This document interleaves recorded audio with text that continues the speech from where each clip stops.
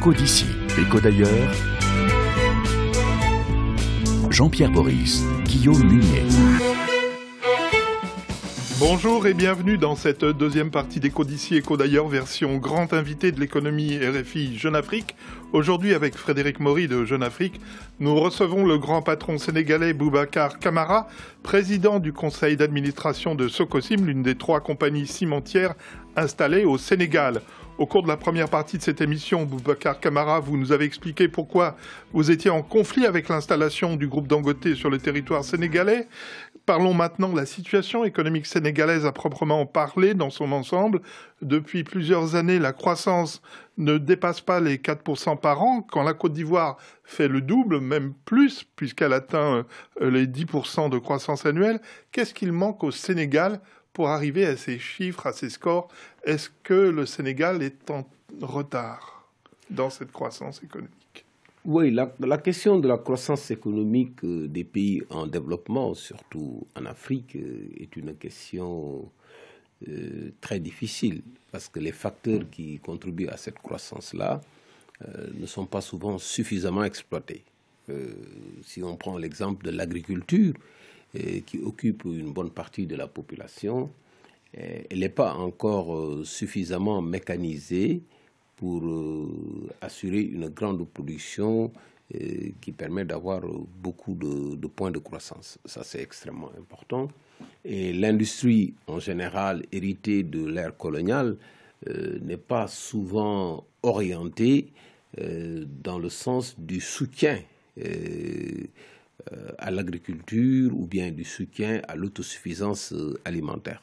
Donc, vous n'arrivez toujours pas à être autosuffisant en riz, par exemple? On n'est pas encore autosuffisant en riz, mais des efforts importants sont en train d'être réalisés et l'objectif est d'arriver à cette autosuffisance dans un délai très court.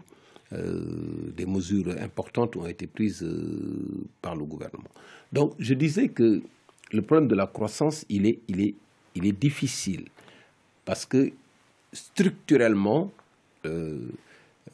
les grands secteurs qui peuvent porter la croissance en touchant le maximum de population n'ont pas reçu les investissements nécessaires. L'agriculture aujourd'hui a reçu à peu près 5% des investissements, alors qu'ils ont besoin de beaucoup d'investissements pour être mécanisés, etc. Ensuite, la télécommunication qui a porté la croissance pendant un certain nombre d'années ne permet pas d'avoir beaucoup d'emplois et l'industrie a été particulièrement secouée par les problèmes d'énergie. Et ce qui fait qu'aujourd'hui... Par la pénurie. Les problèmes d'énergie, l'insuffisance des capacités, etc., les problèmes de réseau pour la distribution de l'électricité. Mais, ceci dit, il y a eu une progression importante. Aujourd'hui, on en est à 4-5% de croissance, avec un objectif de 7% de croissance pour 2017. C'est vrai que c'est encore faible, parce que le besoin d'investissement qui doit être comblé par le secteur privé n'est pas encore suffisamment comblé.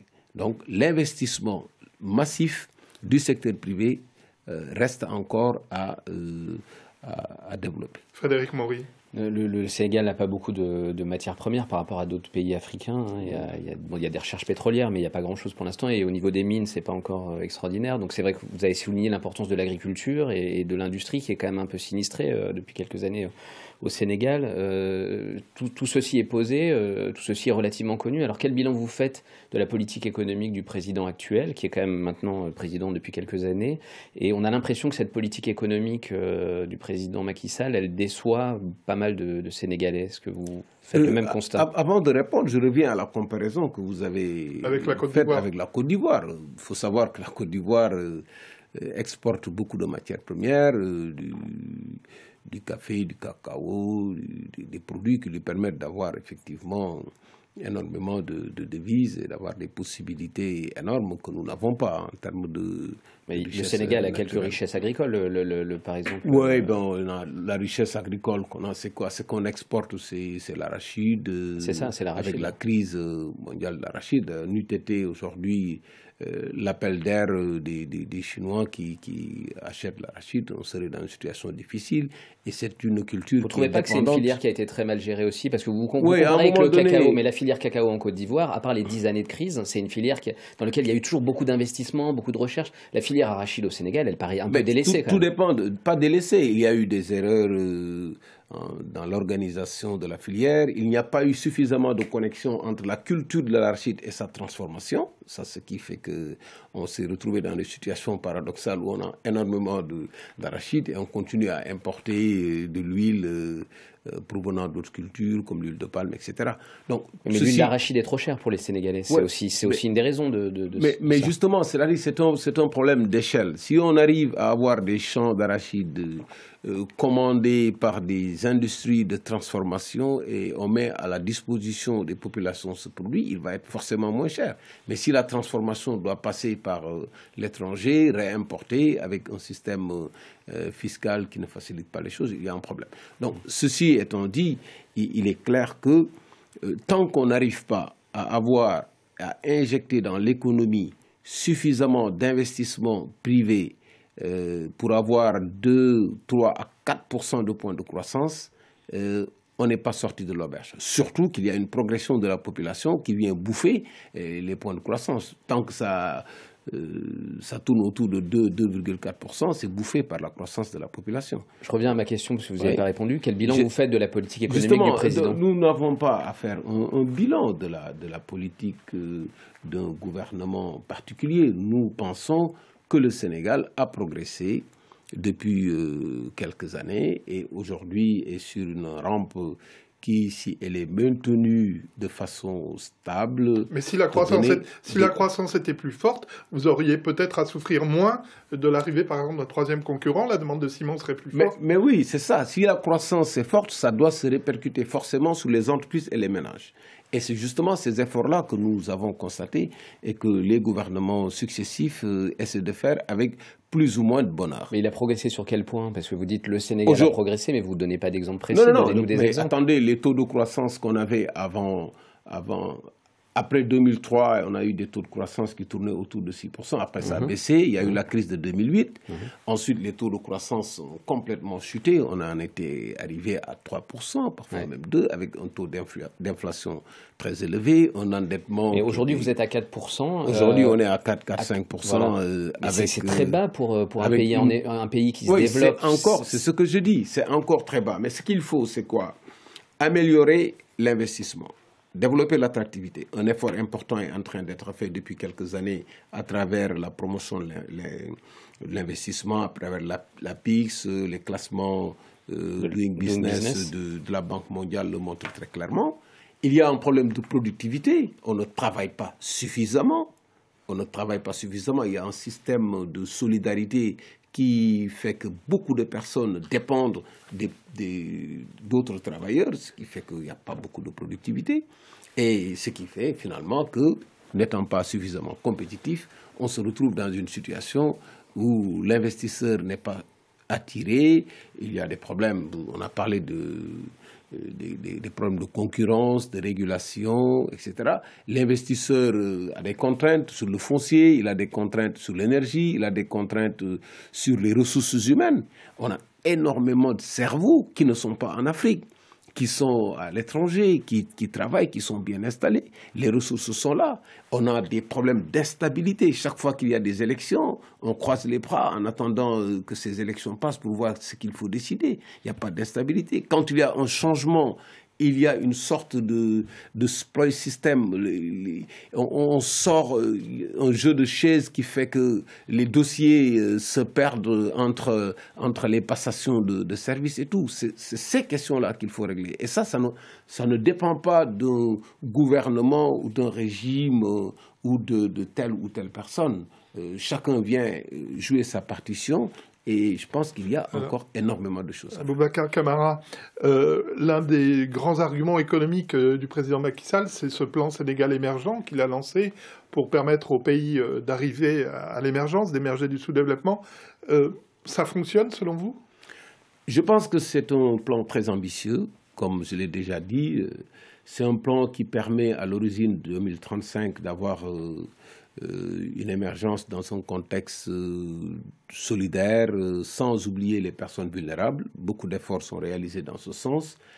Et le cadrage macroéconomique du Sénégal s'y prête beaucoup. On a beaucoup de points positifs depuis l'arrivée du président Macky Sall. Je vous sens très prudent. Pourquoi Ouais. Le problème, c'est il y a des problèmes. Le premier problème que nous constatons, c'est la plateforme la plateforme de gouvernance pour faire avancer ce plan-là. Des mécanismes ont été mis en place, mais il reste encore beaucoup de choses à faire pour que les investissements se traduisent par des projets concrets qui sortent de terre dans un temps raisonnable. Vous voulez dire que ça reste un plan sur le papier? Non, rien de concret? Non, ce n'est pas un plan sur le papier. Il y a des efforts qui sont réalisés, des projets qui sont en train de se dérouler. Mais le temps qu'on prend, et ça c'est caractéristique des pays sous-développés, on perd beaucoup de temps pour sortir les projets de terre. Donc c'est les équipes opérationnelles pour sortir ces projets qui ont souvent énormément de difficultés pour aller très vite. Et ça se répercute sur les objectifs qu'on se fixe. Alors j'ai demandé à un de vos compatriotes, l'économiste Chérif Salif Sy, ce qu'il pensait de ce plan Sénégal émergent. Écoutez sa réponse. Il apparaît également qu'il y a des difficultés dans la mobilisation des ressources. Cela ne se passe pas comme c'était espéré. Et il y a aussi peut-être d'autres problèmes liés à ce que j'ai entendu dire au FMI au mois d'avril dernier, que le Sénégal n'avait pas encore toutes les capacités pour gérer et manager ce plan émergent. C'est peut-être pour ça qu'on en parle moins. D'abord, il y a un vide depuis les ajustements structurels dans les ministères, particulièrement le ministère de l'économie et des finances. Le FMI parlait de cadres compétents pour donc s'occuper des différents dossiers, étudier les projets et surtout les préparer. Un engagement pour un financement reste un engagement tant qu'il n'y a pas l'aboutissement de, disons, une bonne préparation des dossiers. La capacité également de manager chaque type de projet selon le fonds, le ministère de l'économie en charge du plan émergent n'avait pas toutes les capacités pour le faire. Le président de la République a essayé en tout cas de s'ouvrir sur d'autres compétences qui sont venues donner un coup de main dans ce plan d'émergent. Et je sais également qu'il y a toujours des efforts pour trouver des cabinets en Europe, même pour une bonne introduction dans le milieu financier et des affaires. On fait trop appel aux cabinets internationaux pour ce plan, Boubacar Camara? Bon, je pense que l'expertise est mondiale et doit être reconnue et acceptée, mais je pense que le Sénégal dispose de suffisamment de cadres compétents qui connaissent bien le pays pour mener à bien ses politiques publiques.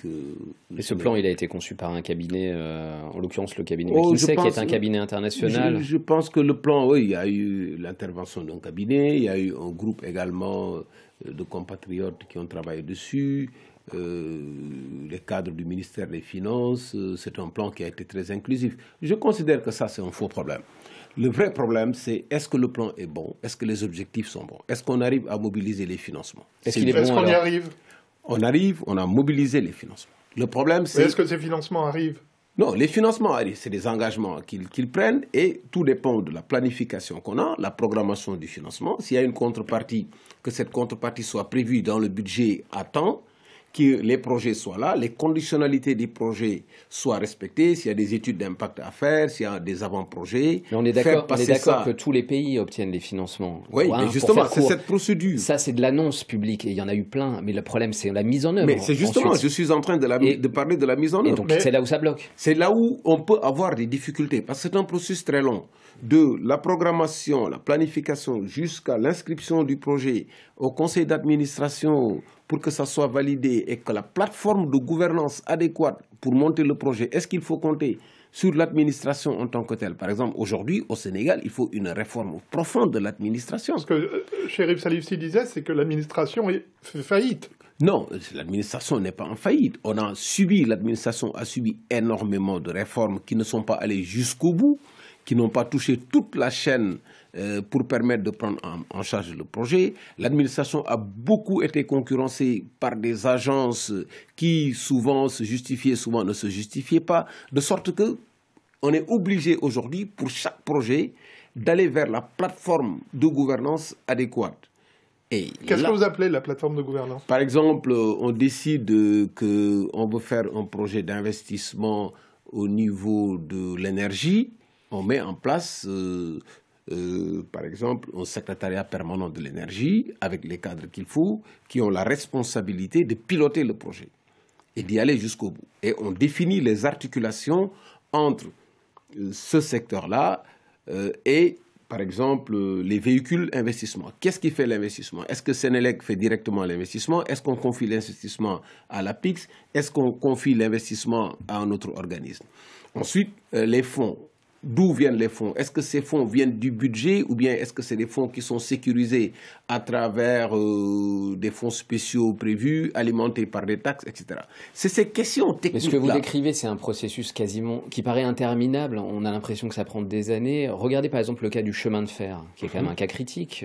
Regardez ce qui est en train de se passer au Bénin, au Niger, où ils sont en train de construire ce chemin de fer rapidement, alors que le Sénégal, qui en a un depuis longtemps, entre le Sénégal et le Mali, ne parvient pas à le rénover, à le mettre aux normes, à aller plus vite. Comment vous expliquez qu'il y ait dans la même région, finalement, deux vitesses aussi impressionnantes? Non, il y a plusieurs vitesses. Par exemple, si nous prenons le cas du chemin de fer, il y a eu déjà des choix.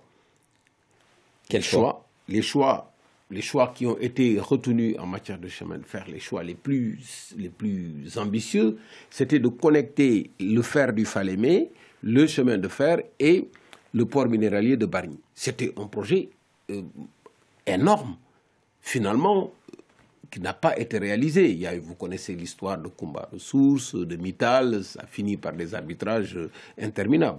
Ça n'a pas été fait. Les chemins de fer courts entre Dakar et Thiès pour les passagers n'ont pas été faits. Il y a eu des projets en pagaille. Mais le problème, c'est des choix d'abord. Et après, quand les choix ont été faits, c'est la réalisation. Aujourd'hui, des propositions sont précises, des financements recherchés, obtenus, et tout le problème, c'est la lenteur dans la mise en œuvre des projets. Boubacar Camara, est-ce que concevoir des plans de développement pays par pays, cela a un sens? Est-ce qu'il ne vaut pas mieux, est-ce qu'il ne vaudrait pas mieux des plans de développement régionaux? Est-ce que la CEDEAO joue son rôle? Bon, en fait, les plans de développement régionaux, ou en tout cas africains, c'est la solution. Le NEPAD, la conception du NEPAD montre très clairement... Le NEPAD, c'est le nouveau partenariat pour le développement de l'Afrique. Exactement, montre qu'on ne peut pas sortir de cette option pour se développer.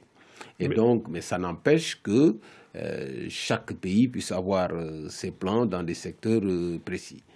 Aujourd'hui, le grand problème de l'Afrique, c'est, les ressources. Nous avons énormément de ressources. Vous parlez de ressources du sous-sol? Minières, halieutiques, des ressources à tous les niveaux. Mais ces ressources ne sont pas sauvegardées. Ces ressources sont à la disposition des gouvernants.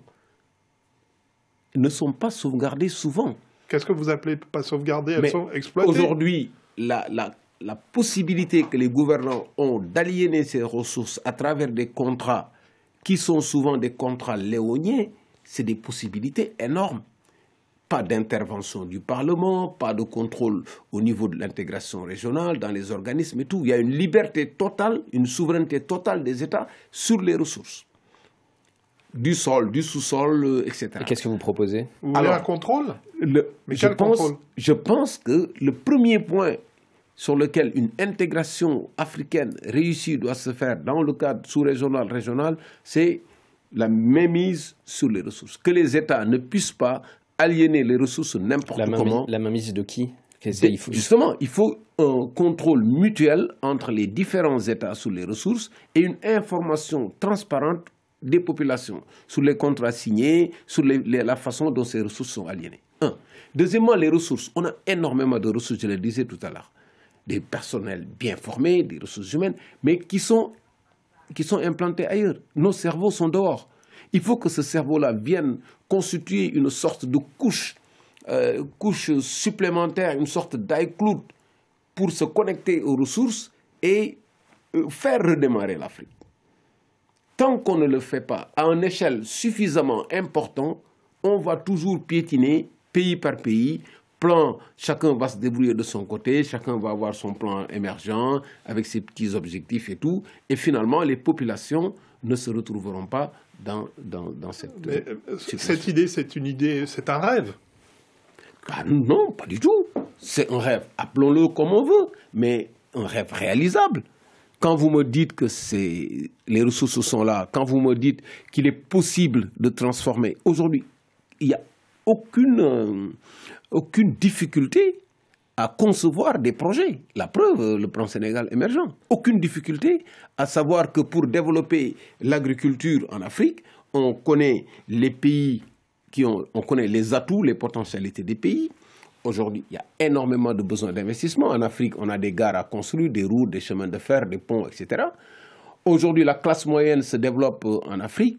Il y a une urbanisation. D'ici 2030, on aura 50% d'Africains qui vont vivre dans les villes. Une très grande urbanisation. Il y a une connectivité qui est là. Les gens sont très connectés. L'information circule, etc. Donc, les potentialités sont là. Les atouts sont là. Il faut l'organiser. Ce n'est pas un rêve. Disons, c'est un rêve qu'il faut avoir.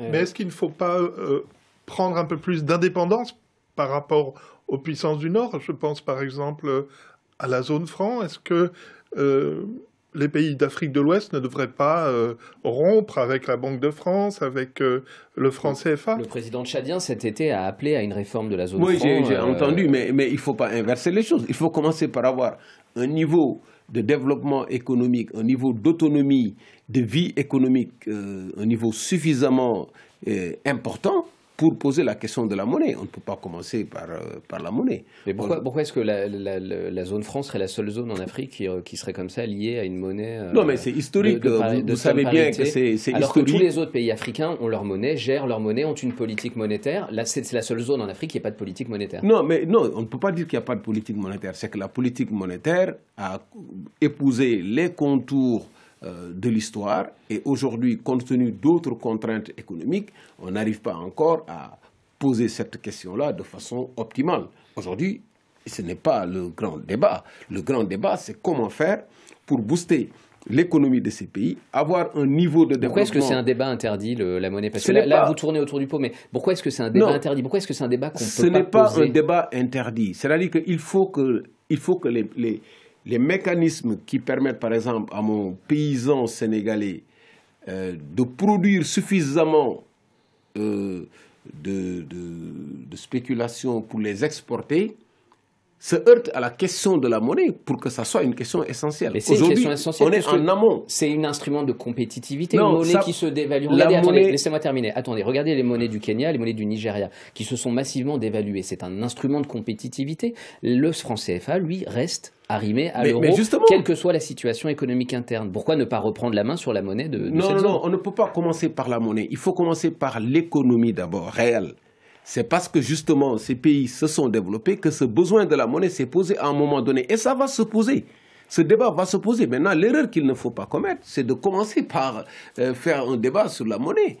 Non, le débat, c'est comment faire pour rendre attractif le pays, que les investissements soient là, que ça soit compétitif, que les gens produisent. Et maintenant, à partir de ce moment-là, la question de la monnaie va se poser de façon très claire. Frédéric Maury, nous enchaînons sur l'affaire Wade, voilà. Parce que vous avez travaillé avec Karim Wade quelques années, donc vous étiez secrétaire général, je crois, au ministère de la Coopération quand Karim Wade était ministre. Qu'est-ce que vous pensez de sa déchéance et de sa condamnation devant la CREI?